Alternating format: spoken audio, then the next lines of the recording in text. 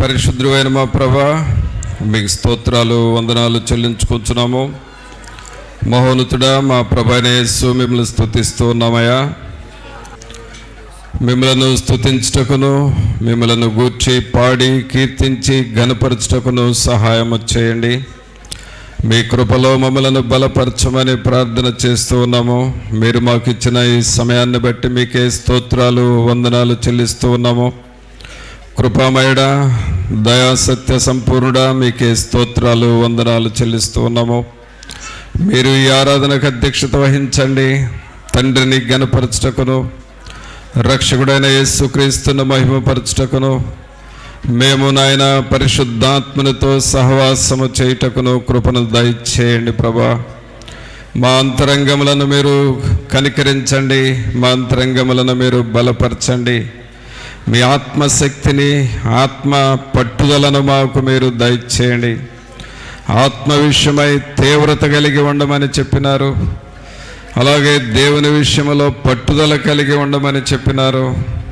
మీ యొద్ద సహనముతో కనిపెట్టమని మీరు చెబుతున్నారు ప్రభా. అట్టి నాయన స్వభావం మాకు మీరు దయచేయండి. తండ్రి అయిన దేవా, మీ సన్నిధిలోనికి వచ్చి మిమ్మల్ని వేడుకొంచున్నాము. మీరు మాకు అధ్యక్షత వహించండి.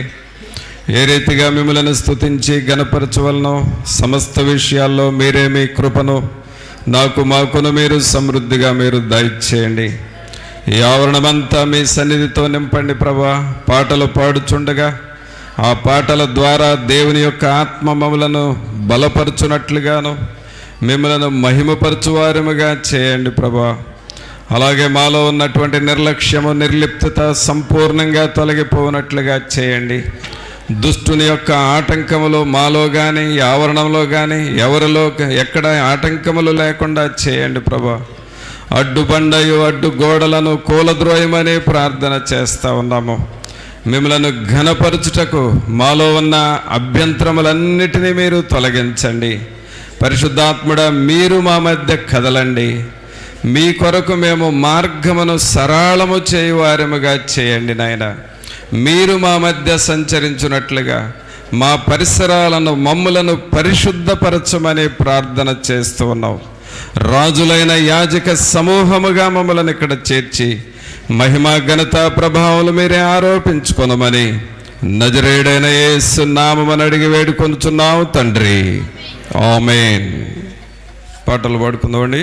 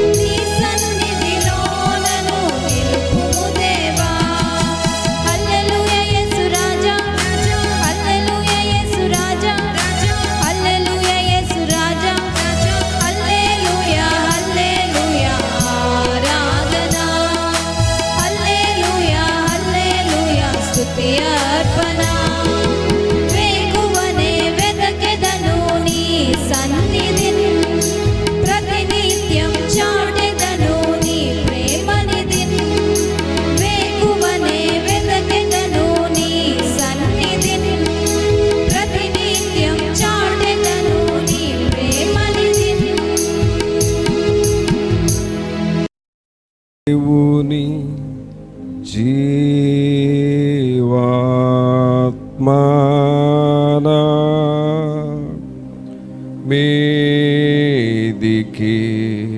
రమ్ము. దేవుని జీవాత్మనా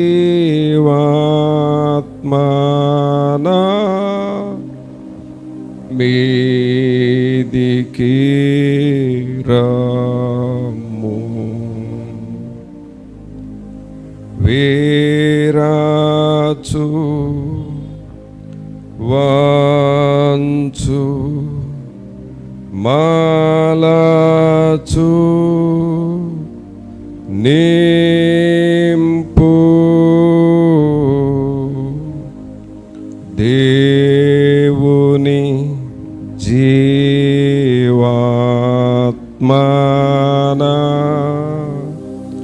మీదికి రమ్ము. పరిశుద్ధుడైన మా ప్రభా, మహోన్నతుడా, మహాగణుడా, మా ప్రభువైన యేసు మిమ్మల్ని స్తుతిస్తూ ఉన్నాము. దేవుని జీవాత్మ పరిశుద్ధాత్ముడా, మీరు మా మీదకి రమ్మని ఆహ్వానిస్తూ ఉన్నాము. ఆత్మ లేనివాడు నావాడు కాడు అని మీరు చెప్పుచున్నారు. కావున మేము మీతో కలిసి ఉండాలి, దేవుని ఆత్మతో లీనమైపోయి బ్రతకాలి. అట్టి కృపను మాకు మీరు దయచేయమని ప్రార్థన చేస్తూ ఉన్నాం ప్రభా. తండ్రి అయిన దేవా, మిమ్మల్ని స్తుతిస్తూ ఉన్నాము. మీ సన్నిధిలోనికి వచ్చినాము. మా శోధనలు, వేదనలు రణభూమిగా మారినప్పటికీ వాటిని సమసిపోయేలాగా చేసే దేవుడు ప్రభా. అందుకు మీకు వందనాలు, స్తోత్రాలు చెల్లిస్తూ ఉన్నాము. మీ సన్నిధిలోనికి వచ్చిన మాతో మీరు మాట్లాడుచు ఉన్నారు. మీ ఆత్మ నింపుదల, నడిపింపును మాకు దయచేయండి. ఇప్పటి వరకు పాటలు పాడి మిమ్మల్ని స్తుతించాము. మీరు మాకు బోధించండి. మా హృదయాలకు మీ వాక్యమును అనుగ్రహించి మమ్మలను ఆత్మ శక్తిని కలిగిన వారముగా బలపరచండి ప్రభా. మీ ఆత్మతో మమ్మల్ని నింపి నడిపించమని నజరేయుడైన యేసు నామమున అడిగి వేడుకొనుచున్నాము తండ్రి, ఆమేన్. ప్రియులారా, దేవుని వాక్యం చూసుకుందాం. పరమగీతము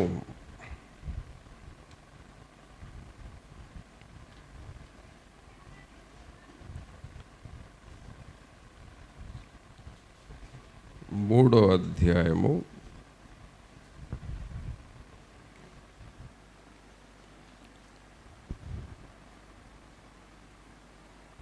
3వ వచనం నుండి చదువుకుందాం. పరమగీతము 3వ అధ్యాయము 3వ వచనం నుండి. పట్టణమునందు సంచరించు కావలివారు నాకెదురు పడగా మీరు నా ప్రాణప్రియుని చూచితిరా అని నేను అడిగి తిని.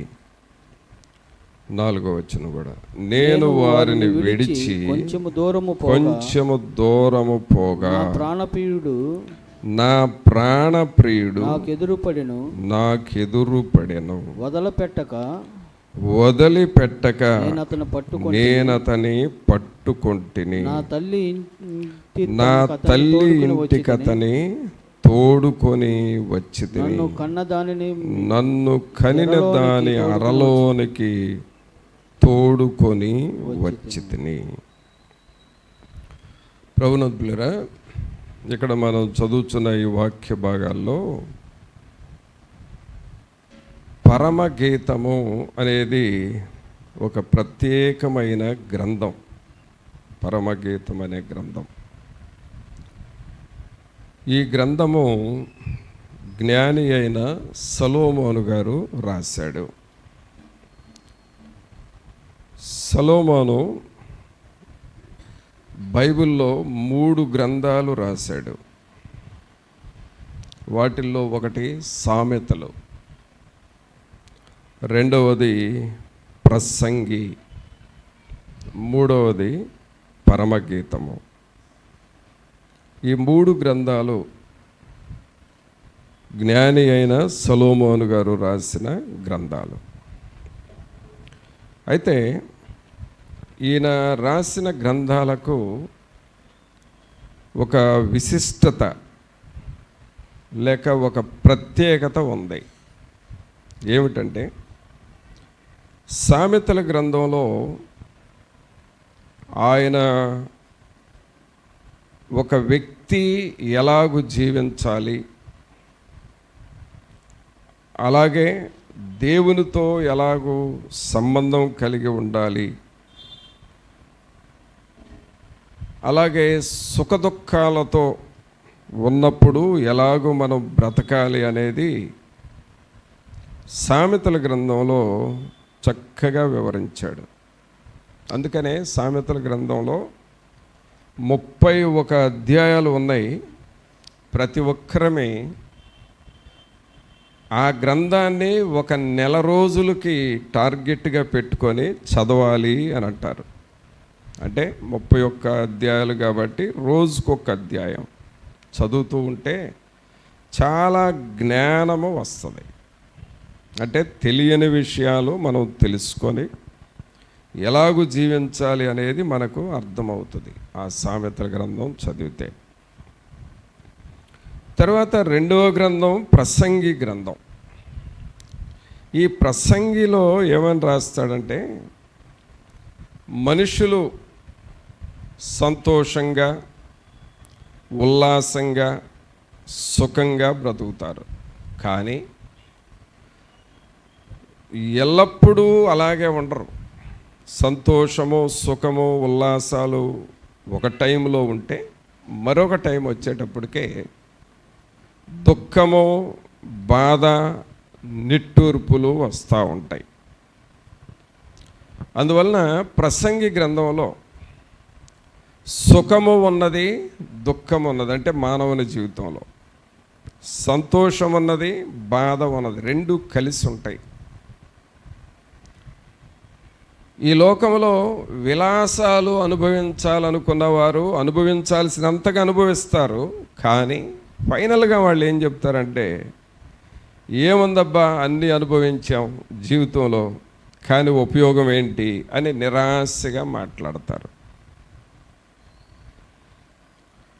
అందువల్ల ప్రసంగి గ్రంథం అనేది ఏమిటి అని అంటే, నువ్వెంతైనా ఈ లోకాన్ని అనుభవించు, చివరకు శూన్యం, చివరకు నీకు మిగిలేదంటూ ఏమీ లేదు. అందుకని ఫైనల్గా ఏమని రాస్తాడంటే, వ్యర్థము అని అంటాడు. వ్యర్థము, వ్యర్థము, సమస్తము వ్యర్థము. సూర్యుని క్రింద జరిగేది ప్రతిదీ కూడా వ్యర్థమే అని అంటాడు. కాబట్టి ప్రసంగి గ్రంథంలో మన లైఫ్ చివరకు అది శూన్యంగా మారిపోయింది అని తేల్చేస్తున్నాడు. సామెతల గ్రంథంలోనేమో హోప్ ఉంటుంది, ప్రసంగి గ్రంథంలో అది హోప్ లేని పరిస్థితులు వస్తున్నాయి. ఇవి 2 గ్రంథాలు, 2 ప్రత్యేకతలు. ఇక 3వ గ్రంథానికి వచ్చేసరికి ఇక్కడ ఈ టైటిల్ని మనం చూస్తే మీనింగ్ మనకు అర్థమవుతుంది. ఈ గ్రంథం పేరు పరమ గీతము. పరమ ప్లస్ గీతము, పరమ గీతము. జనరల్గా గీతము అంటే పాట, పాడుకుంటాం కదా పాటలు. జనరల్గా పాట అనేది ఎప్పుడు పాడతాము అని అంటే, మనం ఇంట్లో పనులు చేసుకుంటా పాడచ్చు. నీకు ఇంట్లో పనులు చేస్తుంటున్నావు, ఒక గదిలో నుండి ఒక గదిలోకి నడుస్తూ ఉన్నావు, ఆ టైంలో నీకు ఏదో ఒక పాట గుర్తొచ్చింది, నువ్వు పాట పాడతావు. అయితే పూర్తిగా పాడేవా లేదా అనేది అది వేరే విషయం. కనీసం ఒక వచనం అన్నా పాడతాం. మరి ముఖ్యంగా వంటగదిలో పనిచేసే వాళ్ళకి పాటలు పాడుకుంటూ పనిచేస్తేనట రిలాక్స్ అవుతారంట. మీరు కానీ అసహనంగా వంటగదిలో ఉండామంటే ఆ రోజు ఆ ఇంటిలో అన్నీ చెడిపోయినట్టే. వంటగదిలో రిలాక్స్ అవ్వాలంటే పాటలు పాడుతూ పనులు చేయాలంట. కాబట్టి వంటగదిలో పాటలు పాడతాం, జర్నీలో పాటలు పాడతాం. దావీదు గారు ఏమంటాడంటే, నా యాత్రలో పాటలు పాడుదు అని అంటున్నాడు. కాబట్టి గీతం, పాటలు పాడాలి. ఈ పాటలు కూడా దేనిని గూర్చి పాడాలి అని అంటే, పరమ గీతం అంటే పరలోకాన్ని గూర్చినటువంటి పాటలు. అంటే మనం ఎప్పుడు కూడా పరలోకాన్ని గూర్చిన పాటలు మనం పాడుతూ ఉండాలి. అయితే ఈ పాటలు ఏమిటి అని అంటే, ఒకటి పరలోకము, రెండు భూలోకం. ఒకటి పరలోకం, రెండు భూలోకం. పరలోకములో ఎవరున్నారంటే ప్రాణప్రియుడు ఉన్నాడు. ఎవరున్నారండి? ప్రాణప్రియుడు. మనం ఒక పాట ఉంది, నా ప్రాణప్రియుడా యేసు రాజా అని పాడతాం. నా ప్రాణప్రియుడా యేసు రాజా అర్పింతును నా హృదయార్పణ, విరిగి నలిగిన ఆత్మతోను హృదయపూర్వక ఆరాధనతో సత్యముగా నా ప్రాణప్రియుడా యేసు రాజా అర్పింతును నా హృదయార్పణ. కావున పరలోకంలో ఎవరున్నారు అని అంటే ప్రాణప్రియుడు ఉన్నాడు. ఎవరున్నారండి? ప్రాణప్రియుడు ఉన్నాడు. మరి భూలోకంలో ఎవరున్నారు అని అంటే సంఘము ఉన్నది. ఇలాగూ ఆదివారపు ఆరాధనలు జరుగుతూ ఉన్నాయి. సంఘములో విశ్వాసులు చేరి పాటలు పాడుతూ ఉన్నారు, ప్రార్థనలు చేస్తున్నారు, విజ్ఞాపనలు చేస్తున్నారు, వాక్యం వింటున్నారు. విన్న వాక్యాన్ని బట్టి నాలో ఈ క్రియ జరిగించు అని ప్రార్థన చేస్తున్నారు. కాబట్టి సంఘము భూలోకములో ఉన్నది, ప్రాణప్రియుడు పరలోకములో ఉన్నాడు.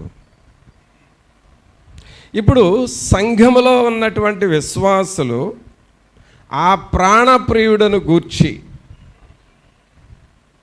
ఆ ప్రాణప్రియుడినే పెండ్లి కుమారుడు అని అంటాము, ఆ ప్రాణప్రియుడినే ప్రియుడు అని అంటాము.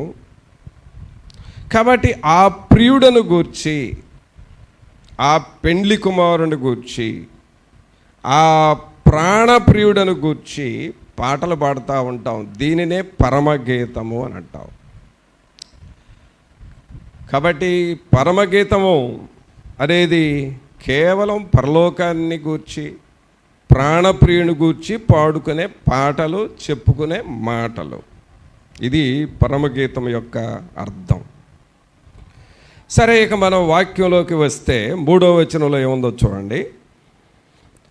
పట్టణమునందు సంచరించు కావలివారు నాకెదురు పడగా మీరు నా ప్రాణప్రియుని చూచితిరా అని నేను అడిగి తిని.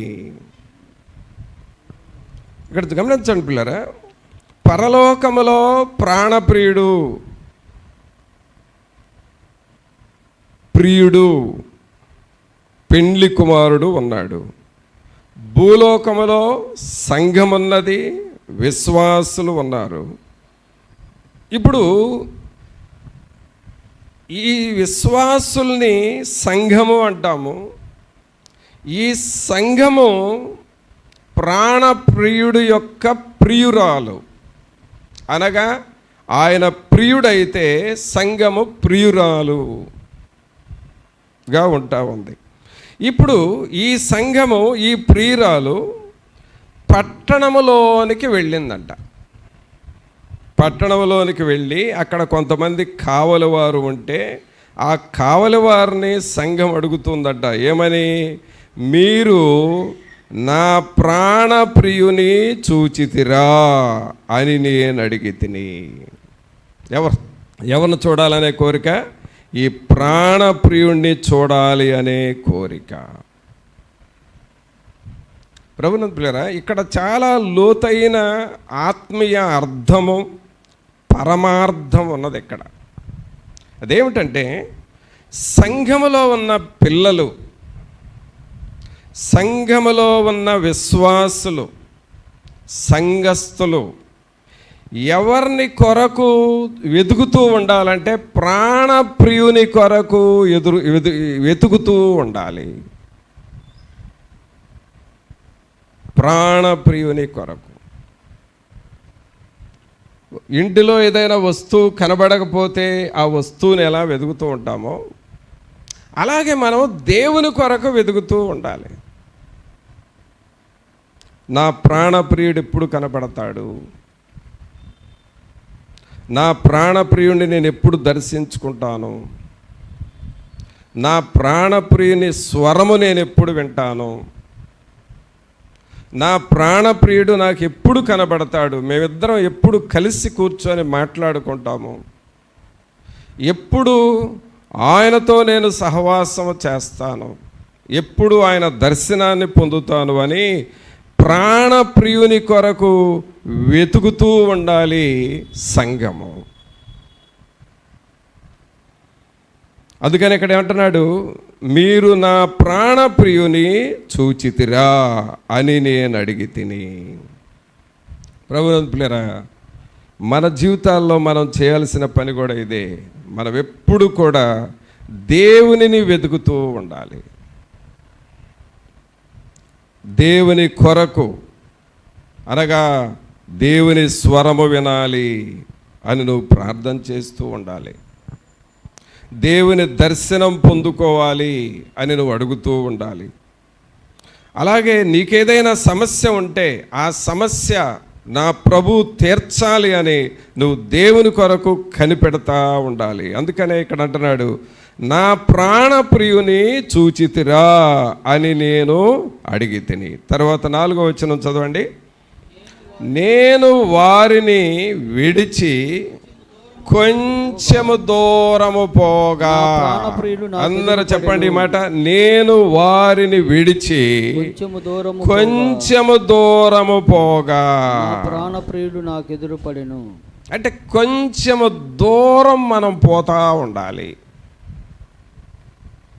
ప్రాణప్రియుని వెతుకుతూ ఉన్న టైంలో కొంచెము దూరం వెళ్ళాలి. ఏంటి ఈ దూరం? ఈ కొంచెము దూరం అంటే అర్థం ఏంటంటే పిల్లరా,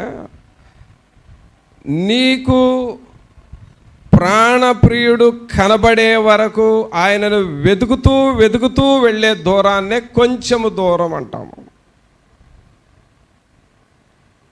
అనగా ప్రభువు నీకు సహాయం చేయాలి. ప్రభువు నీకు సహాయం చేయాలంటే ఆయన వెతుకుతూ ఉండాలి. కొంచెము దూరము నడుస్తూ ఉండాలి. అనగా దేవుని సన్నిధికి వస్తూ ఉండాలి. దేవుని సన్నిధిలో కనిపెడతా ఉండాలి. అలాగే దేవుని సన్నిధిలో కొంత సమయాన్ని నువ్వు దేవునికి ఇస్తూ ఉండాలి. కొంచెము దూరం పోయినప్పుడు అక్కడ ఏమైందంట? నా ప్రాణప్రియుడు నాకెదురు పడెను, వదిలిపెట్టక నేనతని పట్టుకొంటిని.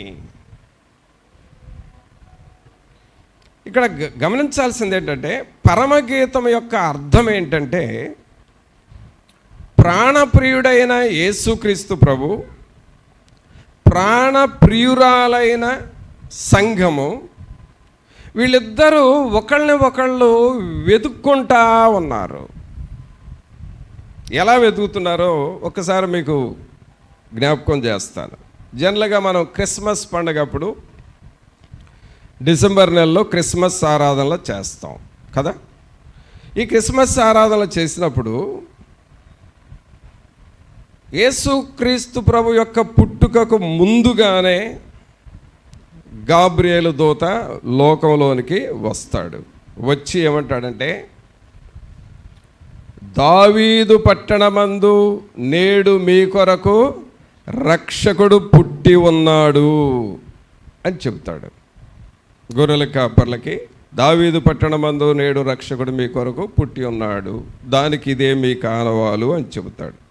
అంటే ఈ భూమి మీద ఉన్న గొర్రెల కాపర్లు రక్షకుడిని, అయ్యా మా కోసం పరలోకాన్ని వదిలిపెట్టి మీరు భూలోకానికి రండి అని అడిగారా? వీళ్ళు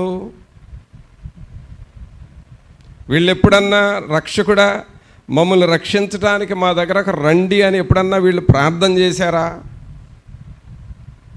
అని అంటే చేశారా, చేయలేదా? చెప్పండి. ఎప్పుడు వాళ్ళు ప్రార్థన చేయలేదు, ఎప్పుడు వాళ్ళు ప్రార్థన చేయలేదు. మరి పాపులను రక్షించుటకు క్రీస్తు యేసు లోకమునకు వచ్చినాడు అని మన వాక్యంలో ఉంది కదా. పాపులను రక్షించడానికి ప్రభు వచ్చాడు. ఈ పాపులు ఏమన్నా రక్షకుడా మీరు మా దగ్గరకు రండి అని ఏమన్నా అడిగారా ఎప్పుడన్నా? ఎప్పుడు అడగలేదు. అంటే మనుషులు అడగకుండానే రక్షకుడు ఈ లోకంలోనికి వచ్చాడు. అంటే అర్థం ఏంటంటే దేవుడే మనల్ని వెతుక్కుంటా వచ్చాడు. ఆమేన్. ఒకసారి చప్పట్లు కొట్టండి. దేవుడే నిన్ను వెతుక్కుంటా వచ్చాడు.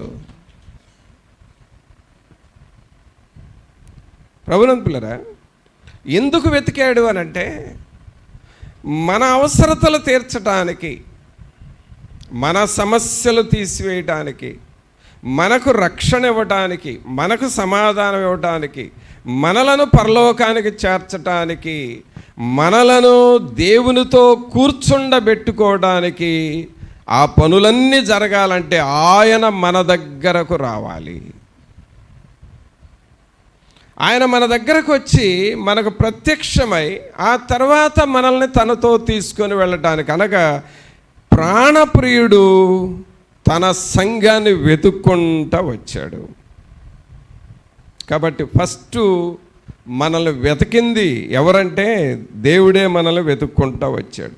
ఇప్పుడు రెండవ స్టెప్ మనం చూస్తున్నాం 4వ వచనంలో, పరమగీతం 3:4లో, నేను వారిని విడిచి కొంచెము దూరము పోగా నా ప్రాణప్రియుడు నాకు ఎదురుపడాను. ఇప్పుడు దేవుడు మనల్ని వెతుకుతూ వస్తున్న టైంలో మనము కూడా దేవుని వెతకటం స్టార్ట్ చేయాలి. దేవుని వెతుకుతూ ఉండాలి. ఎలా వెతకటం? తెల్లవారుజామున లేచి నువ్వు మోకాళ్ళ మీద ప్రార్థన చేస్తూ ఉండాలి. హెన్రీ మార్టిన్ అనే దైవజనుడు తెల్లవారుజామున 4 గంటలకు లేచి మోకాళ్ళ మీద ప్రార్థన చేస్తుంటే 7 అయ్యే వరకు 3 గంటలు మోకాళ్ళ మీద ప్రార్థన చేసేవాడు ప్రతిరోజు ఆయన జీవితం అంతా.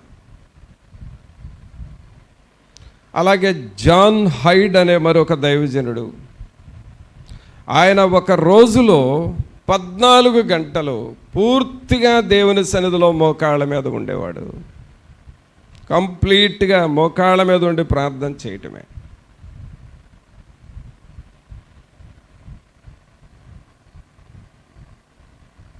అలాగే జార్జ్ ముల్లర్ అనే దైవజనుడు దేవుని వాక్యాన్ని 108 సార్లు బైబిల్ చదువుతూ వచ్చాడు.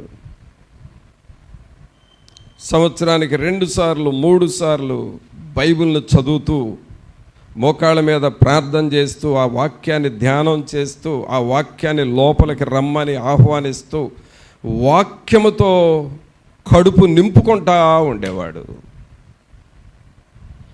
108 సార్లు దేవుని వాక్యాన్ని చదివాడు.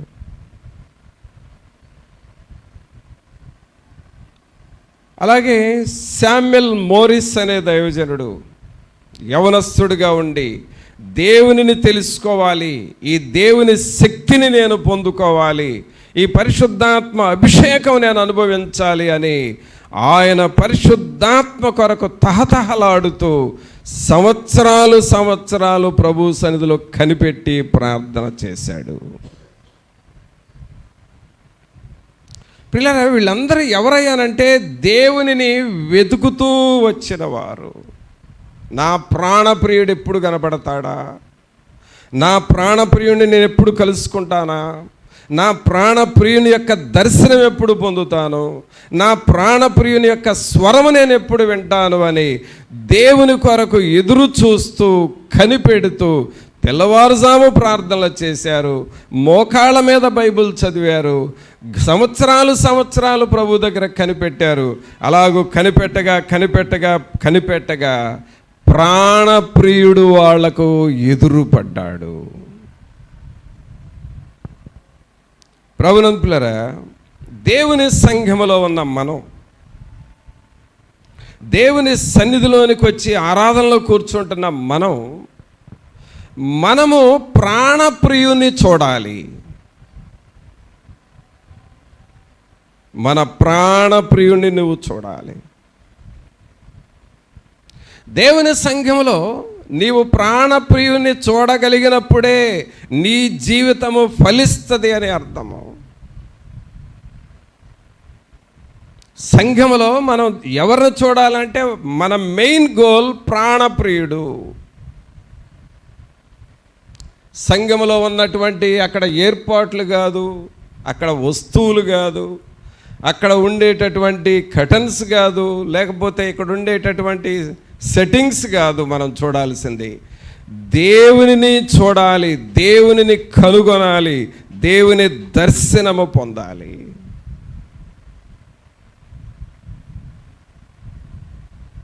ఒక సమయంలో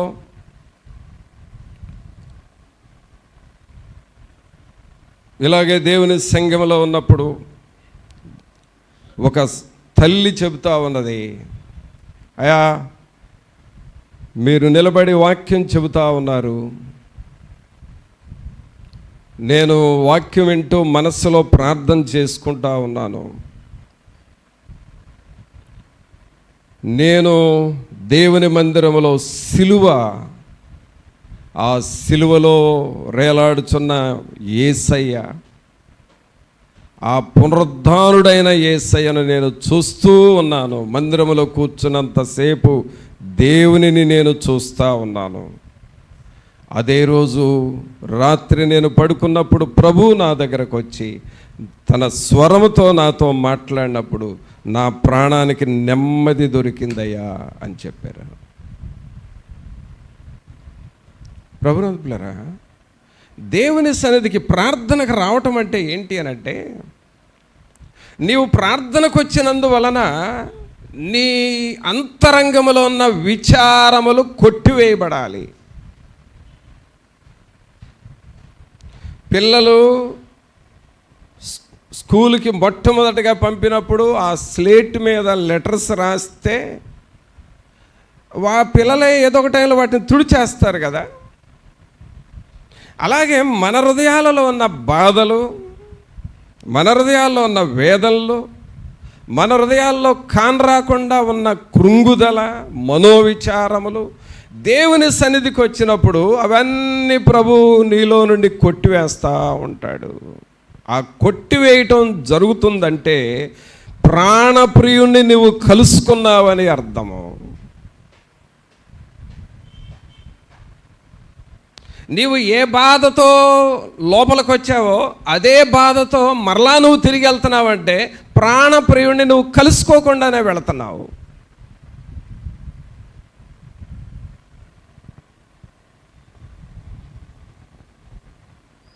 కావున మన జీవితాల్లో మనం గ్రహించాల్సింది ఏమిటంటే, నేను దేవుని దగ్గరకు వచ్చాను, నా ప్రాణప్రియుణ్ణి నేను కలుసుకోవాలి, నా ప్రాణప్రియుడితో నేను ముచ్చటించాలి. అందుకనే 4వ వచనం ఏం చదువుతున్నాం? అందరూ చదవండి.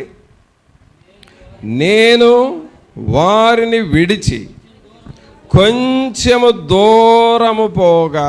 ఎంత దూరం అండి? ఎంత దూరం చెప్పండి? కొంచెము దూరము పోగా. ఆ కొంచెము దూరం ఏమిటి అనంటే, ఇప్పుడు నేను చెప్పానే, భక్తులైన వారు తెల్లవారుజామున లేచి మోకాళ్ళ మీద చేసిన ప్రార్థనలు, అది దేవుణ్ణి కలుసుకోవడానికి కొంచెము దూరం వెళ్ళాము. కొంతమంది దైవజనులకి ఏకాంత ప్రార్థన అని ఉండేది. ఏకాంత ప్రార్థన. మీకు ఎంతమందికి తెలుసో కానీ అది ఎక్కడికి పోతే అక్కడ ఊరు బయట ఏకాంతంగా వెళ్ళి బైబిల్ చదువుతూ మోకాళ్ళ మీద ప్రార్థన చేస్తూ ఏకాంతముగా కొన్ని గంటలు ప్రభువుతో గడిపేవారు. అది కొంచెము దూరం వెళ్ళటం అంటే. అలాగే ఇవి సిలువ ధ్యానాలు చేస్తూ ఉన్న టైంలో మనము కనీసం ఒక 2 గంటలు దేవునికి ఇవ్వాలి. ప్రతిదినము దేవుని సన్నిధికి వెళ్ళాలి, దేవుని సన్నిధిలో ప్రార్థన చేయాలి. వాళ్ళు రావట్లేదు, వీళ్ళు రావట్లేదు, ఇదంతా సైతాను చూపులు ఇవి. ఒకళ్ళతో నీకెందుకు? నీవు దేవుని సన్నిధికి వచ్చి ప్రాణప్రియుణ్ణి కలుసుకోవాలి. ఆ సాతాను చూపులు ఎందుకు నీకు? వాళ్ళతో వీళ్ళతో నీకేం పని? నేను నా ప్రభువుని కలుసుకోవాలి అనే ఆ చూపు మాత్రమే నీకు ఉండాలి. కాబట్టి ఇలాగూ కొంచెము దూరము మనం పోవాలి. కొంచెము దూరం అనగా ఏకాంత ప్రార్థన, తెల్లవారుజాము లేచి ప్రార్థన చేయటం, కొన్ని గంటలు దేవుని సన్నిధిలో ప్రార్థన చేయటం, అలాగే ప్రతిదినము దేవునికి కొంత సమయం ఇవ్వటం, ఇవన్నీ కొంచెము దూరం పోతే తర్వాత ఏమైందో చూడండి. నా 2వ లైన్ చదవండి. నా ప్రాణప్రియుడు నాకు ఎదురుపడెను, వదిలిపెట్టక నేనతని పట్టుకొంటిని. ఆమేన్. అందరం మీ కుడి చేయి పైకి లేపి బిగ్గరగా చెప్పండి, బిగ్గరగా చెప్పండి.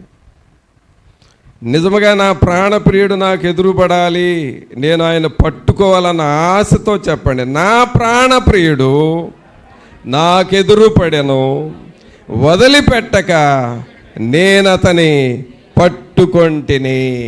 ఆమేన్. ఎవరు ఎదురుపడ్డారండి? ఎవరు ఎదురుపడ్డారు? ఎవరు ఎదురుపడ్డారు? ప్రాణప్రియుడు ఎదురుపడ్డాడు. ఇప్పుడు చూడండి, మీరు ప్రయాణాల్లో ఏదో ఒక దారిలో రోడ్డు మీద లేకపోతే ఎక్కడో చోట వెళుతున్నారనుకోండి.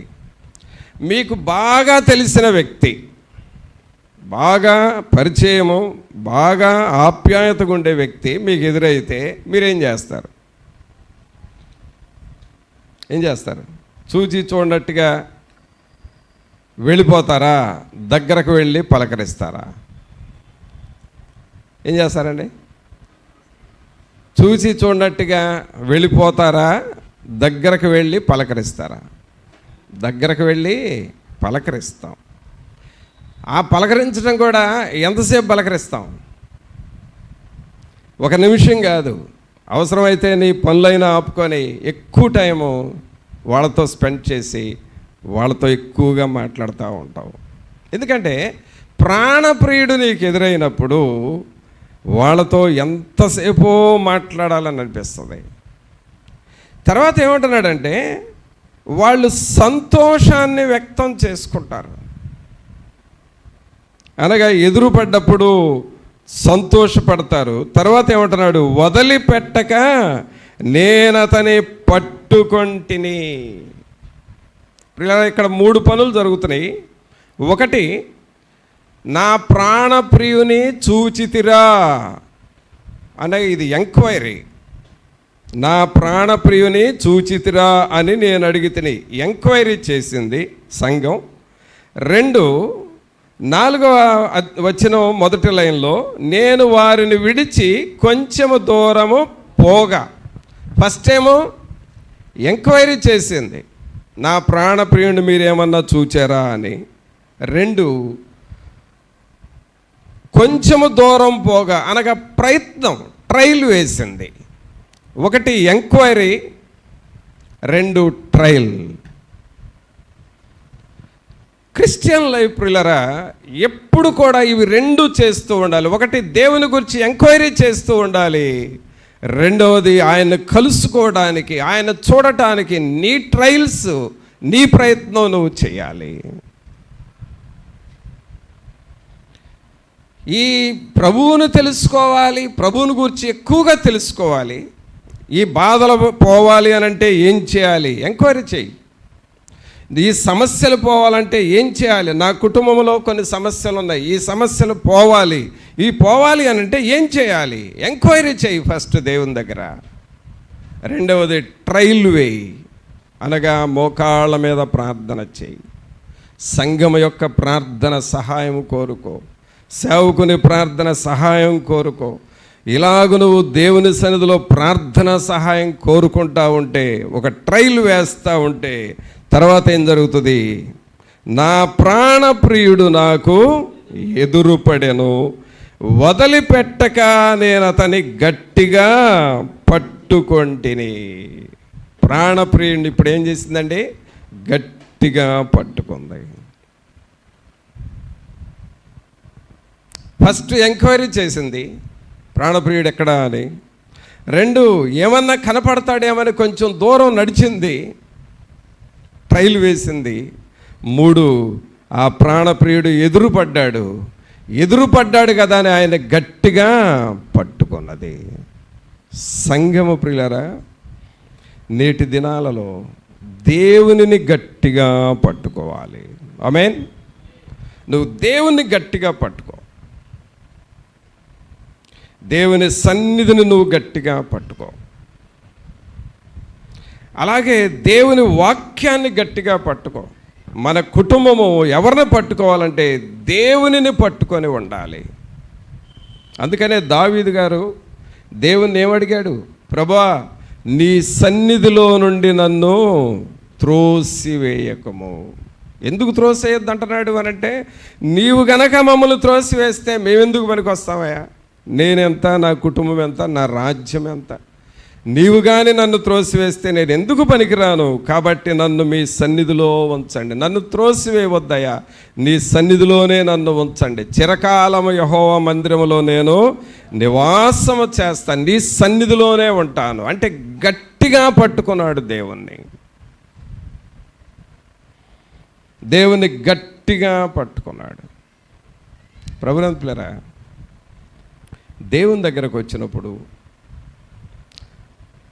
మన అవసరతలు తీర్చడం కోసం, మన సమస్యలు తొలగిపోవడం కోసం, మనకున్న మానసిక క్షోభ లేక మానసిక వేదనలు ఇవన్నీ తొలగించబడటం కోసం,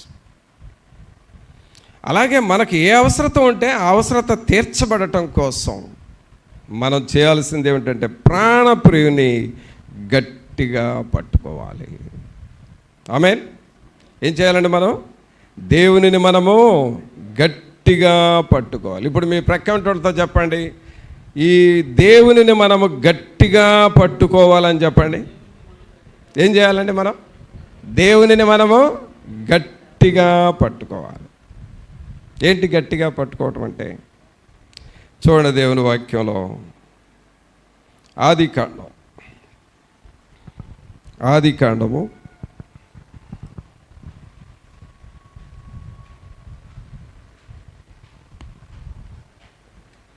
32వ అధ్యాయము. ఆదికాండము 32వ అధ్యాయము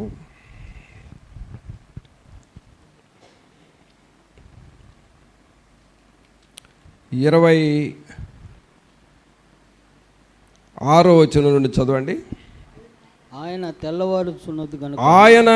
తెల్లవారుచున్నది గనుక నన్ను పోనెమ్మనగా అతడు నీవు నన్ను ఆశీర్వదించితేనే గాని నిన్ను పోనీయనెను. ఆయన నీ పేరేమని అడుగగా అతడు యాకోబు అని చెప్పాను. అప్పుడు ఆయన, నీవు దేవునితోనూ మనుషులతోనూ పోరాడి గెలిచితివి గనుక ఇక మీదట నీ పేరు ఇశ్రాయేలే గాని యాకోబు అనబడదని చెప్పాను. పిల్లలు, ఇక్కడ మనం ప్రాణప్రియుడు మనకు ఎదురు అయినప్పుడు మనం ఆయన్ని ఏం చేయాలంటే గట్టిగా పట్టుకోవాలని విన్నాము కదా. ఈ గట్టిగా పట్టుకోవడానికి ఒక ఉదాహరణ ఇక్కడ ఎవరయ్యానంటే యాకోబు యబ్బోకు అనే రేవు దగ్గర దేవుని సన్నిధిలో ఒక రాత్రి అంతా ప్రార్థన చేస్తున్నాడు. మనకి ఆ పాట ఉంది కదా, నిన్ను నేను విడువను దేవా, నీవు నన్ను దీవించు వరకు నిన్ను నేను విడువను దేవా. ఆ పాట ఈయన చేసిన ప్రార్థన ద్వారా వచ్చిన పాట అది. యాకోబు గారు ఒంటరిగా రేవు దగ్గర ఉండి రాత్రంతా పెనుగులాడి ప్రార్థన చేస్తూ ఉన్నాడు. రాత్రంతా ప్రార్థన చేసేవాడు. అలాగూ ప్రార్థన చేయగా తెల్లవారుజామున దేవుడు ఆయనకు ప్రత్యక్షమయ్యాడు. పిల్లరా, నీవు మందిరంలో ప్రార్థన చేయి, లేక ఇంట్లోనైనా ప్రార్థన చేయి, కానీ ప్రార్థన చేస్తూ ఉండు.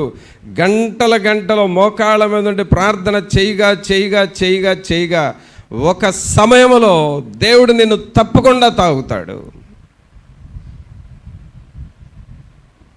అది గట్టిగా పట్టుకోవటం అంటే. ప్రాణప్రియుడిని నువ్వు గట్టిగా పట్టుకున్నప్పుడు నీ కుటుంబ సమస్యలు పోతాయి, నీ ఆర్థిక సమస్యలు పోతాయి, నీ అనారోగ్య సమస్యలు పోతాయి, నీ పిల్లల బాధలు పోతాయి, నీ ఇంటిలో ఉన్నవాళ్ళు ఎవరు నిన్ను ఇబ్బంది పెడుతున్నా ఆ సమస్యలన్నీ వాటంతటవి పోతాయి. కారణం ఏంటంటే దేవునిని మనము గట్టిగా పట్టుకున్నాం. దేవుని గట్టిగా పట్టుకున్నావంటే అర్థం ఏంటంటే దేవునిని నీ ఇంటిలోనికి తెచ్చుకున్నావు. దేవునిని ఇంటిలోకి ఉన్నావంటే అంతకుముందు సాతానుడు వాడు పారిపోతూ ఉంటాడు. అందుకనే దేవునిని నువ్వు గట్టిగా పట్టుకోవాలి. యాకోబు ఒంటరిగా ఉండి ప్రార్థన చేస్తూ ఏమని అడిగాడండి? 26వ వచనంలో, ఆయన తెల్లవారుచున్నది కనుక నన్ను పోనెమ్మనగా అతడు, నీవు నన్ను ఆశీర్వదించితేనే గాని నిన్ను పోనీ అని అన్నాను. ప్రభా, నీకోసమే నేను ఇక్కడ ఒంటరిగా ప్రార్థన చేస్తున్నా. నువ్వు కనబడాలని ప్రార్థన చేశా, కనబడ్డావు. ఇప్పుడు నేను గట్టిగా పట్టుకున్నా. నువ్వేమో నన్ను పోనివ్వు అని అంటున్నావు. నేను నిన్ను పోనివ్వను. నిన్ను గట్టిగా పట్టుకున్నా. నువ్వు నన్ను ఆశీర్వదించితేనే నేను నిన్ను పోనిస్తా. గట్టిగా పట్టుకున్నాడు. ఈయన ఎప్పుడైతే అంత గట్టిగా ప్రార్థన చేస్తూ ఉన్నాడో దేవుడు ఆయన్ని ఆశీర్వదించాడండి. దేవుడు బహుగా ఆశీర్వదించాడు. యాకోబును ఎంత ఆశీర్వదించాడంటే చాలా గొప్పగా ఆశీర్వదించాడు. ప్రపంచంలోనే చరిత్ర ఇశ్రాయేలుదే పైచేయిగా ఉంది. ఇప్పుడు ఈ ఇశ్రాయేలు అనే పేరు యాకోబులో నుండి వచ్చిన పేరు. ఇశ్రాయేలు ఒక చరిత్రకారుడుగా మారిపోయాడు. అంతగా దేవుడు యాకోబును దీవించి ఆశీర్వదించాడు. కావున ప్రభునందు పిల్లరా, మన జీవితాల్లో దేవునిని నువ్వు గట్టిగా పట్టుకోవాలి. దేవుని సన్నిధిలో నువ్వు ప్రార్థన చేస్తూ ఉండాలి. మేము కాలేజీలో చదివే రోజుల్లోనండి, యూత్గా అంటే ఇంటర్మీడియట్ డిగ్రీ చదివే దినాల్లో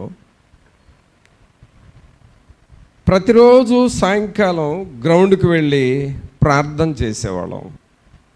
అక్కడ కొద్దిమంది స్టూడెంట్స్, ఆ టైంలో ఉన్న ఇంటర్మీడియట్ డిగ్రీ చదివే స్టూడెంట్స్, మేము గ్రౌండ్కి వెళ్ళి ప్రార్థన చేస్తూ ఉండేవాళ్ళం. ఆ ప్రార్థనలు చేసేటప్పుడు ఎన్ని గంటల ప్రార్థన చేసేవాళ్ళమే మాకే తెలిసేది కాదు. ఒకరోజు సాయంకాలం 7-7:30కి గ్రౌండ్కి వెళితే అక్కడ లైటింగ్ కూడా ఏముండదు. పాములు వస్తాయేమన్నా భయం కూడా ఉండేది కాదు. కానీ అలా ప్రార్థన చేస్తూ, మోకాళ్ళ మీద ఉండి ప్రార్థన చేస్తూ, పాటలు పాడుతూ, చప్పట్లు కొడుతూ చేస్తూ ఉంటే ఒక్కొక్క రోజు తెల్లవారుజామున 4-5 కూడా అయ్యేది. ఇంకదే పని ప్రార్థన. ఎక్కువ మంది ఉండేవాడు కాదు, ఏదో ఒక 4-5 ఆ 4-5 తెల్లవారు అయిపోయేది ప్రార్థన. తర్వాత కొన్ని సమయాల్లో చలికాలంలో ప్రార్థన. అంటే ఈ నవంబర్, డిసెంబర్, జనవరి ఆ టైంలో కూడా ప్రార్థన చేసేవాడు. అప్పుడు యూత్ కదా, ఏమన్నా కప్పుకోవాలి, పైన మఫ్లర్ చుట్టుకోవాలి, స్వెటర్ వేసుకోవాలి, అసలు ఆ తలంపులు కూడా ఉండేవి కాదు. డైరెక్ట్గా ఆ గ్రౌండ్లోకి ఎలా వెళ్ళామో అలాగే ఉండేవాళ్ళం. ప్రార్థన చేస్తూ ఉంటే ఆ మంచు పడేది. ఆ మంచు పడి ఈ చేతులు కుంగరలు పోయాయి. ఇలా గుప్పిడి మూస్తే ఇలాగ రేళ్ళు తెరవటం చాలా కష్టంగా ఉండేది, అంత బిగుసుకుపోయాయి చేతులు. కొన్ని సమయాల్లో ఇలాగ మోకాళ్ళ మీద ప్రార్థన చేస్తూ ఉండేవాళ్ళం. ఈ చెయ్యి కొంచెం ప్రక్కకు జరిపి మళ్ళీ సపోర్ట్ తీసుకుందామంటే ఇక్కడి నుంచి ఇక్కడికి జరపడం కూడా కష్టంగా ఉండేది కదా, హ్యాండ్ మూవ్ అయ్యేది కాదు. అంత తీక్షణమైన ప్రార్థన. ఆ చలికి శరీరం అంతా వణికిపోయేది, కానీ ప్రార్థన ఆపేవాళ్ళం కాదు. ఆ రాత్రంతా మంచు పడితే పిల్లరా, ఈ చెయ్యి ఈ జుట్టు మీద ఇలాగ పెట్టి గనక ఒక్కసారి ఈ చేతిని జుట్టు మీద ఇలాగంటే గుప్పిడు మంచు నీళ్ళు వచ్చాయి తల మీద నుండి. అంటే ఒక సైడ్ అది, ఇక ఏ సైడ్ పెడితే అక్కడ గుప్పిడు నీళ్ళు ఉండేవి. అంటే తల మంచుతో కురిసిపోయేది. కానీ జరిగిన విషయం ఏంటంటే, అలాగ చేయగా పట్టుదలగా యవన కాలంలో చేయగా దేవుని సన్నిధిని, ఆయన ప్రత్యక్షతలు మేము అనుభవించాము. ఆ బాల్యకాలంలో నుండే, అనగా ఆ స్టూడెంట్ వయసు దగ్గర నుండి దేవుని కొరకు ప్రయాసపడాలి, దేవునిని మహింపరచాలి, ఆత్మలను సంపాదించాలి. యవనస్తులు చాలామంది పాడైపోతున్నారు, ఇలాంటి వారిని మనం రక్షణలోకి నడిపించాలనే ఆసక్తి లోపంగా ఉండేది. ఆ రోజుల్లో వేసుకున్న పునాది ఈ రోజుకి మాలో కొనసాగుతూ ఉంది. ఆ రోజుల్లో ఎంతోమంది యవనస్తులు మారారు,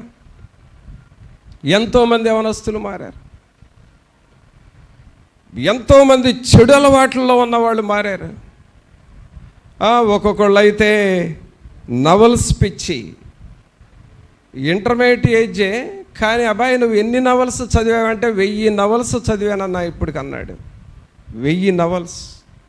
అదొక పిచ్చి, అదొక దయ్యం. అలాంటి వాళ్ళను తీసుకువెళ్ళి ప్రార్థన చేయించాం. అలాగే యవనస్తుల్ని కొంతమందిని ప్రార్థనకు తీసుకువెళితే వాళ్ళు పాపాలు ఎలా ఒప్పుకున్నారంటే భయంకరమైనటువంటి పాపాలు. ప్రతి రాత్రి ఈ డెకాయిట్స్ లాగా రోడ్డుకి అడ్డంగా ఉండి ఆ బళ్ళు మీద వెళతా ఉంటే వాళ్ళని బెదిరించి వాళ్ళ ఉంగరాలు, బంగారపు సామాన్లు దొంగిలించేవాళ్ళం అన్న. ఈ ఇంటర్మీడియట్ ఏజ్కే అలాంటి చెడు అలవాట్లు వచ్చినాయి. అయినా కూడా మేము మారలేదు అని ప్రార్థనకు వచ్చి వాళ్ళు మారారు.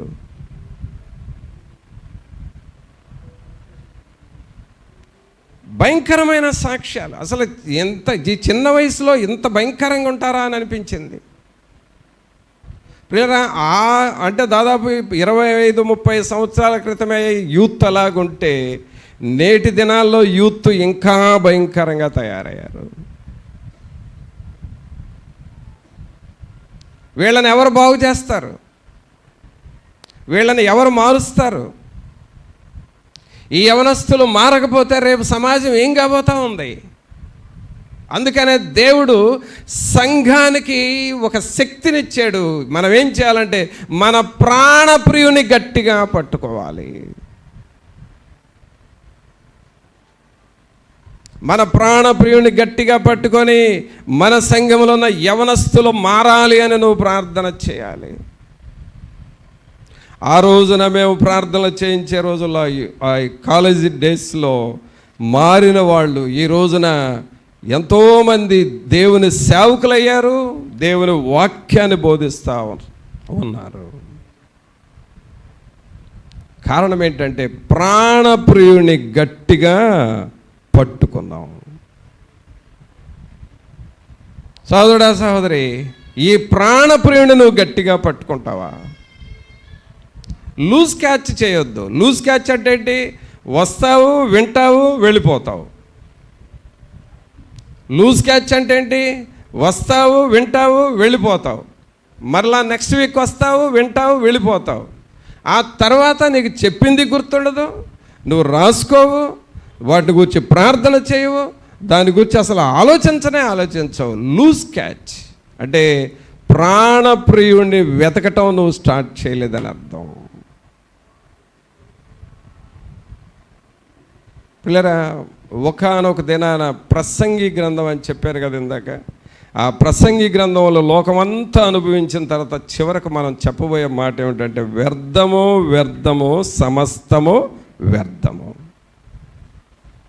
తర్వాత నీవు దేవుని తెలుసుకోకపోతే అప్పుడేమని అనుకుంటావంటే జీవితం అంతా అటుపెట్టేశాను, వృధా అయిపోయాను, ఇప్పుడు దేవునికి ఉపయోగపడలేదు, ఇటు పరలోకానికి కూడా పోకుండా అయిపోయింది, నా లైఫ్ ఏంటా ఎలాగ అయిపోయింది అని అనుకుంటావు.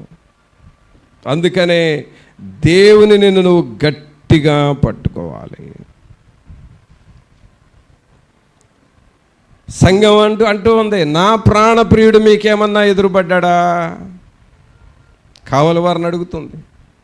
ఆయన ఎక్కడున్నాడో అని అలాగ కొంచెం దూరం వెతుకుతూ ఉంటే ఎదురుపడ్డప్పుడు గట్టిగా పట్టుకున్నాడు. అలాగే ఇక్కడ యాకోబు దేవునిని గట్టిగా పట్టుకున్నాడు. మరి నువ్వు అలాగూ దేవుని పట్టుకుంటావా? ప్రభా, ఏదేమైనా సరే నీవు మాత్రమే నాకు సహాయం చేయాలి అని నువ్వు దేవుని గట్టిగా పట్టుకుంటావా? ఇంకా మనం గట్టిగా పట్టుకోవాల్సింది ఏమిటో చూద్దాం. దేవుని వాక్యంలో సామెతల గ్రంథం తీయండి. సామెతల గ్రంథము 4వ అధ్యాయము. సామెతల గ్రంథము 4వ అధ్యాయము 4వ వచనం చదవండి దయచేసి. ఆయన నాకు బోధించుచు నాతో ఇట్లెనను, నీ హృదయము పట్టుదలతో నా మాటలను పట్టుకొననిమ్ము, నా ఆజ్ఞలను గైకొని ఎడల నీవు బ్రతుకుదువు. ఆమేన్. ఏం పట్టుకోవాలంటండి? నీ హృదయము పట్టుదలతో నా మాటలను పట్టుకొననిమ్ము. ఏం పట్టుకోవాలండి మనం? దేవుని మాటలు పట్టుకోవాలి. దేవుని మాటలు పట్టుకోవాలి. మామిడికాయలు పట్టుకుంటున్నావే చేత్తో, ఏ కాయలండి? మామిడికాయలు పట్టుకుంటున్నావే, ఆ చేతులతోనే ఇప్పుడు నువ్వు దేవుని పట్టుకోవాలి.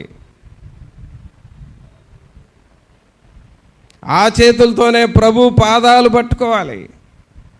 ప్రభా, నాకు మీరే దిక్కు, ఇక మీరు తప్ప నాకు వేరే దారి లేదు, ఈ సమస్యలో, ఈ పరిస్థితుల్లో మీరు మాత్రమే నాకు ఆధారం అని నువ్వు గట్టిగా ఇంటిలో చేరి కన్నీటితో ప్రార్థన చేసుకో రోజు. ఒకవేళ నీకు కళ్ళమిట నీళ్ళు వస్తుంటే ఎవరన్నా చూస్తారేమని అనుకుంటే ఇంట్లోకి పోయి గదిలో ఏడ్చి ప్రార్థన చేయి. ఈ పరిస్థితుల్లో నీవే నాకు విడుదల ఇవ్వాలి అని నువ్వు అడుగుతూ ఉండు, మొరపెడతా ఉండు. నువ్వు ప్రార్థన చేయగా ఆయన మాటలను గట్టిగా పట్టుకుంటే అక్కడ ఏమనుంది? నీ హృదయము పట్టుదలతో నా మాటలు పట్టుకొననిమ్ము, నా ఆజ్ఞలను గైకొని ఎడలా నీవు బ్రతుకుతావు. సహోదరుడా, సహోదరి, దేవుని మాటలను గట్టిగా పట్టుకుంటే, దేవుని వాక్యాన్ని గట్టిగా పట్టుకుంటే, ఈ వాగ్దానాలను గట్టిగా పట్టుకుంటే, నువ్వు ప్రార్థన చేస్తూ ఉంటే నీవు బ్రతుకుతావు, నీ పిల్లలు బ్రతుకుతారు, నీ కుటుంబం బ్రతుకుతుంది, నీ జీవితము దీర్ఘాయుష్ వస్తుంది, నీ పిల్లలు బ్రతుకుతారు, నీ కుటుంబము విస్తరిస్తుంది. ఆయనను పట్టుకోవాలి, దేవునిని పట్టుకోవాలి. యాకోబు యబ్బోకు రేవు దగ్గర దేవుని పాదాలు పట్టుకొని నీవు ఆశీర్వదిస్తేనే, లేకపోతే నేను నిన్ను వదలనంటే ప్రభు ఆశీర్వదించాడు. ఇక్కడ సామెతల్లో మనం చదువుతున్నాం, నీ హృదయము పట్టుదలతో నా మాటలను పట్టుకొననిమ్ము, నా ఆజ్ఞలను గైకొని నీడల నీవు బ్రతుకుతావు అని చెప్పాడు.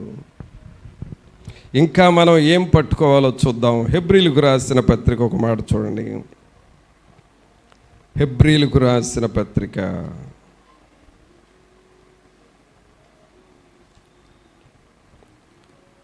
11వ అధ్యాయము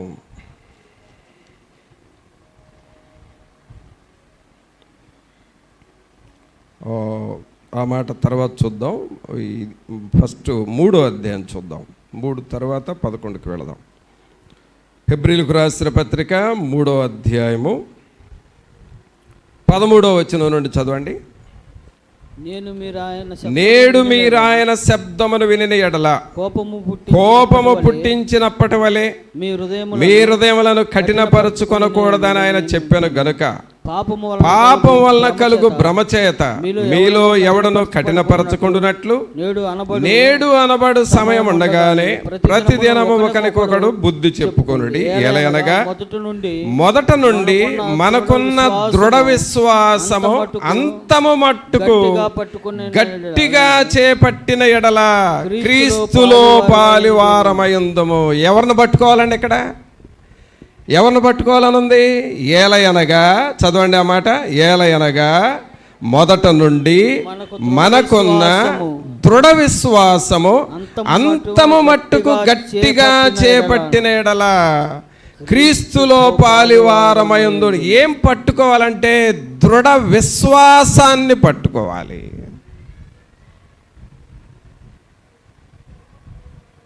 అనగా నీ విశ్వాసం ఎప్పుడు వదిలిపెట్టద్దు.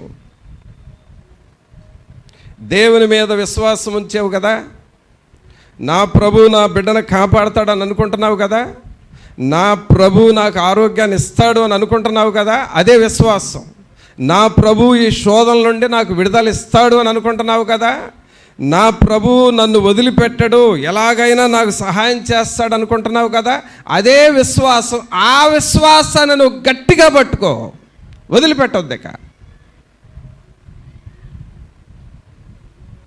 ఎట్టి పరిస్థితులు వదిలిపెట్టవద్దు.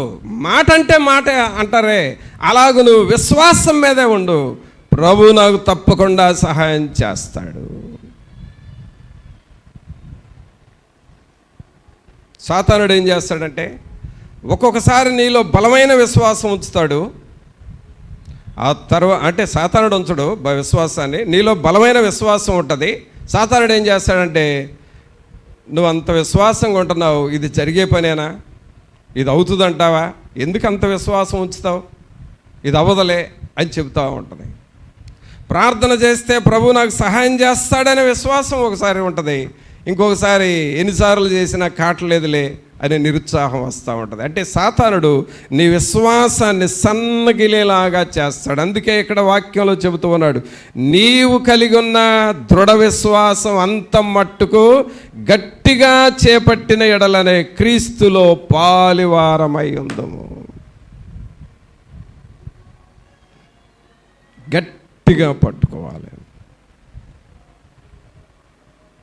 ప్రభునంతులారా, నువ్వు పట్టుకోవలసిన ఏంటో ఈ దినం మన వాక్యంలో వింటున్నావు. నీ జీవితంలో ఎన్నెన్నో పట్టుకుంటావు, కానీ ఆ పట్టుకున్నవన్నీ కూడా నీ జీవితానికి ఉపయోగపడవు. నువ్వు పట్టుకోవాల్సింది ఎవరినంటే ప్రాణప్రియుణ్ణి పట్టుకోవాలి. ఎవరిని పట్టుకోవాలండి? ప్రాణప్రియుణ్ణి నువ్వు పట్టుకోవాలి. రెండవది, యాకోబులాగా ఆ ప్రాణప్రియుడి యొక్క పాదములు నువ్వు పట్టుకోవాలి. మూడవది, ప్రభు యొక్క మాటలను నువ్వు పట్టుకోవాలి. నువ్వు ఈ మాట చెప్పావు కదా, ప్రభువా సహాయం చేయి. ఒక ఆపదలో ఉన్న వ్యక్తికి, అంటే ఒక ఫ్యామిలీ చాలా ఆపదలో ఉన్నారు. ఆ ఆపదలో ఉన్న వారికి నాకు చెబితే నేను వాళ్ళ కొరకు ప్రార్థన చేస్తే ప్రభు నాకు ఒక వాక్యాన్ని ప్రేరేపణ ఇచ్చాడు. ఆ వాక్యాన్ని చూపించా.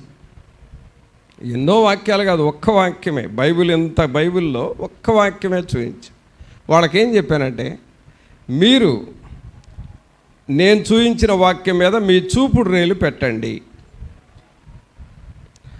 ఈ చూపుడు రేలు ఆ వాక్యం మీద పెట్టి చదివి, ప్రభా నీ సేవకుడు ఈ వాక్యాన్ని మాకు చెప్పమన్నాడు, చెబుతున్నావు, ఈ వాక్యం ఎలా ఉంది కదా, నువ్వు అలా చెయ్యి.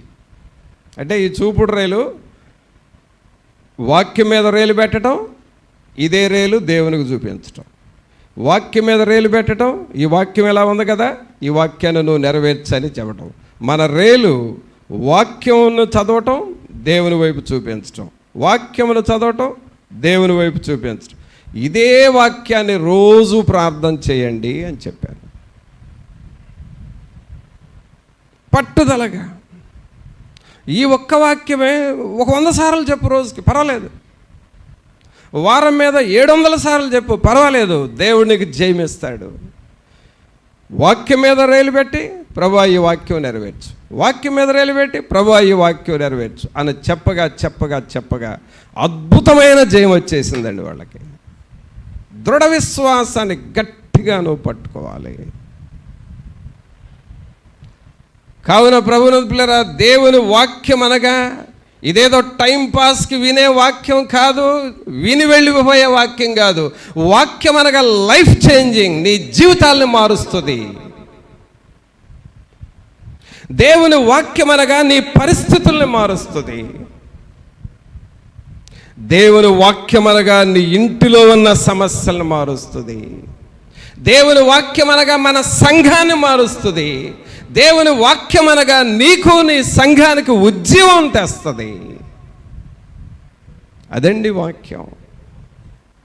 అందుకనే మనం ఏం చేయాలంటే గట్టిగా పట్టుకోవాలి. గట్టిగా పట్టుకోవటం అంటే ఏదో ఇలా కనపడేటట్టు గట్టిగా అని కాదు. Sincerity, pay attention, show your sincerity. క్రమముగా బైబిల్ చదువు. ఏది ఏమైనా సరే తెల్లవారుజాము ప్రార్థన మానొద్దు.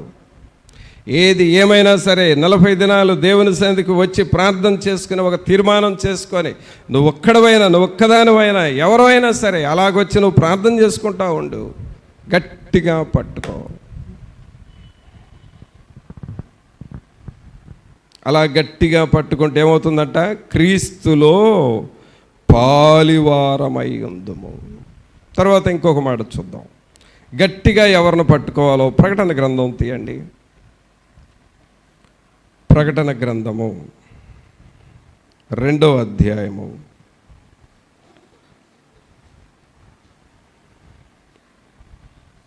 ప్రకటన గ్రంథము 2వ అధ్యాయము 13వ వచనం చదవండి దయచేసి.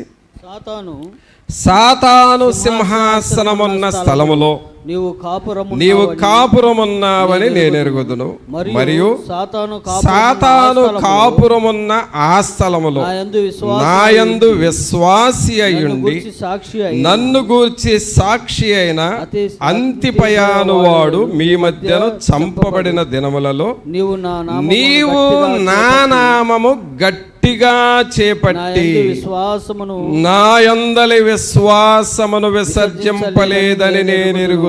ఇక్కడ గట్టిగా ఎవరిని పట్టుకున్నాడు అని అంటే అక్కడ చూడండి, నీవు నా నామము గట్టిగా చేపట్టి. ఎవరిని పట్టుకున్నారండి ఇక్కడ? ఆయన నామము. చెప్పండి అందరూ, ఆయన నామము. మనకు పాట ఉంది, అందరూ చప్పట్లు కొడుతూ పాడండి. అందరికి వచ్చిన పాట ఇది. యేసునామమున యేసునామమున మనకు జయమున్నది. యేసునామమున యేసునామమున సైతాను పారిపోవును. ఏ నామం అండి ఇది? యేసునామం. ఆ నామమును నువ్వు గట్టిగా పట్టుకోవాలి. ప్రభునందులారా, భక్తులైన వారు ఈ యేసు నామమును పట్టుకున్నారంతే. దావీదు ఎవరండి? సామాన్యమైన వ్యక్తి, గొర్రెలను కాల్చుకునే వ్యక్తి. యెహోవా నామమును పట్టుకున్నాడు ఆయన. పేతురు ఎవరండి? సముద్రంలో చేపలు పట్టుకునే వ్యక్తి, సామాన్యమైన వ్యక్తి. యేసు నామమును ఆయన పట్టుకున్నాడు.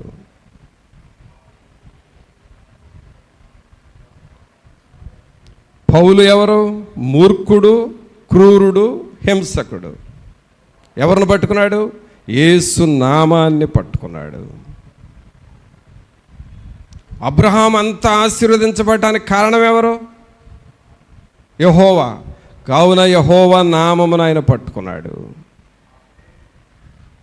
సహోదరుడా, సహోదరి, నువ్వు పట్టుకోవలసిన నామము యేసు నామము. నేను ఇప్పుడు మీకు వాక్యం చెబుతూ ఒక వాక్యం చెప్పినంతసేపు ఈ మైక్రోఫోన్ పట్టుకుంటున్నాను. ఇది ఎంతసేపు పట్టుకుంటాను? 1 గంటే పట్టుకుంటా. మీకు వాక్యం చెప్పినంతసేపే పట్టుకుంటా.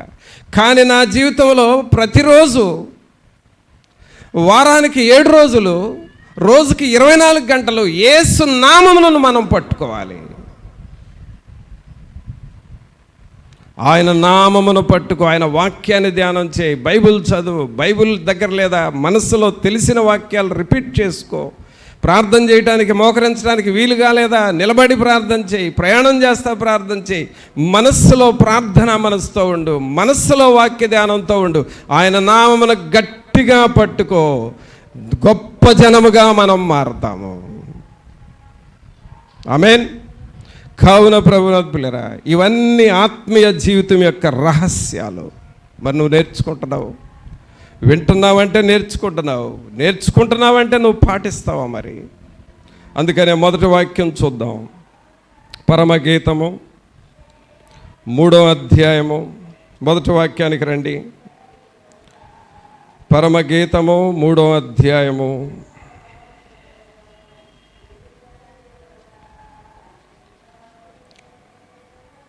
3-4 వచనాలు మరలా చదవండి, అందరూ చదవండి.